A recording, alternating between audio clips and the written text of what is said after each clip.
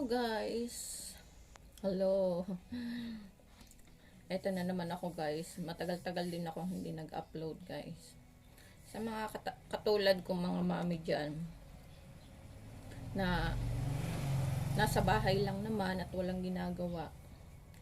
Kung halimbawa guys, mahina ang inyong kita or inyong sideline, is mangita kayo ng iba pang pwedeng pagkakitaan guys. Dahil sa mahal ng bilihin guys, huwag kayong umasa lang sa inyong mga asawa na yung iba halos minimum lang ang kinikita sa isang araw. Yang kinikita yan sa isang araw is kulang na kulang pa yan sa ating pangangailangan sa isa kaadlaw kaysa mahal ng ating bilihin. Kaya kayo mga mami, advice ko lang sa inyo, diskarte din tayo pag may time. Huwag tayong palagi lang nasa bahay, linis, laba. Mga taog pamaagi nga makatabang ta sa atong mga bana. Kay para dili ta samot kalisod. Kay usahay na jud sa ato ang problema mo unang maglisod jud ta.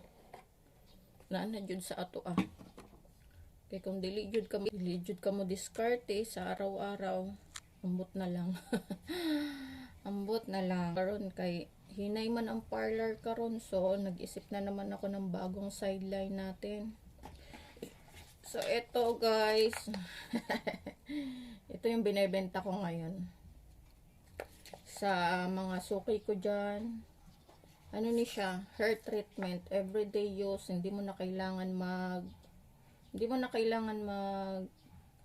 mag conditioner. Ito na lang ito na lang everyday mong gamitin.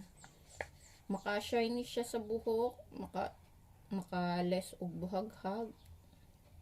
Then ano na siya? Therapy repair sa atong buhok. Pa-shiny.